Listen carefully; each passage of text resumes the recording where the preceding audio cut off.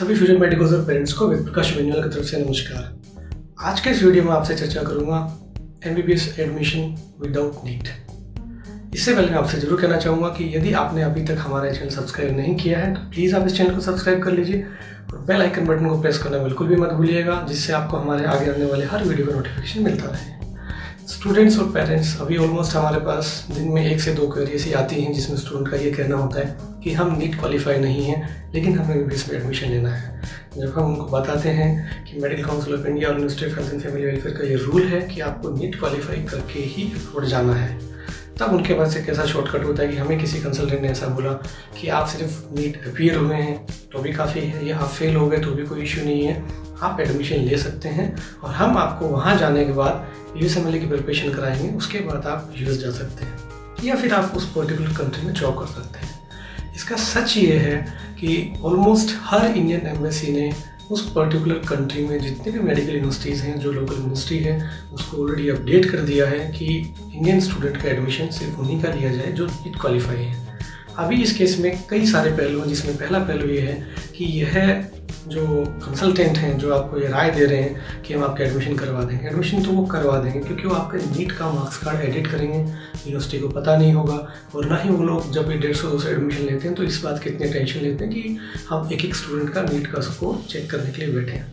उस केस में आपका एडमिशन तो हो जाएगा, लेकिन ध्यान रहे 6 साल जब आप वहाँ पढ़ चुके होंगे उसके बाद आपके पास इंडिया में प्रैक्टिस करने का कोई रास्ता नहीं होगा, क्योंकि पर्टिकुलरली आप बाकी की लाइफ वहाँ बिता दो, यह इतना ईजी नहीं है।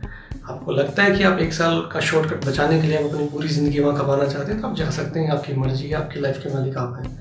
लेकिन प्रैक्टिकली एक बार वो सभी पेरेंट्स जरूर सोचें कि क्या उन्होंने 18-19 साल तक बच्चे को पाल पोस के इसलिए बड़ा किया था कि वो हमेशा वहाँ रहे, बाई चॉइस नहीं, बाई फोर्स। क्यों? क्योंकि वो नीट क्वालिफाई नहीं कर पाया, इसलिए वो वहाँ रहना चाहता है। तो ऐसे में मेरी आप सभी लोगों को एक सलाह है कि आप जल्दबाजी नहीं करें, क्योंकि यदि डॉक्टर बनना 1 साल बाद भी बन गए नीट क्वालिफाई करके तो एटलीस्ट इंडिया में प्रैक्टिस करने के रास्ते खुले होंगे FMG या नेक्स्ट एग्जाम पास करने के बाद।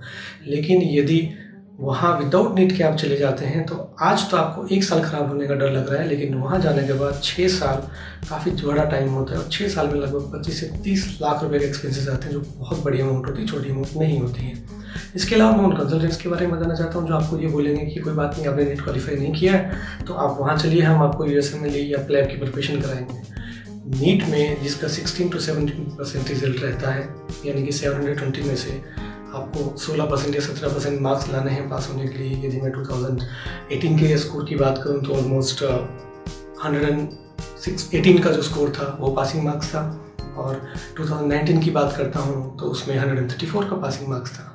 दोनों में 56% स्टूडेंट्स पास हुए और पासिंग मार्क्स ऑलमोस्ट 16.50 के अप्रोक्स था।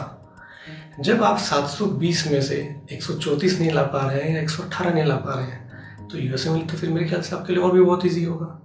इसलिए आप अपनी आंखें खोलिए, अपने पाँव जमीन पर रखिए और एक बार ये ज़रूर सोचिए कि क्या आपका फ्यूचर आप किसी ऐसे काउंसलर के हाथ में दे रहे हैं जो अपने 50,000 या 1 लाख के नीचे 1 लाख कमाने के लिए आपका जीवन बर्बाद कर सकता है, या 25 से 30 लाख रुपए के साथ और आपके 6 साल की लाइफ का जो टाइम है उसके साथ मजा कर सकता है। तो बेहतरी इसी में है कि आप आंखें खोल के ये सोचें समझें कि क्या आप ज़िंदगी वहाँ बिता सकते हैं उस देश में, क्योंकि इजी नहीं है वहाँ रहना।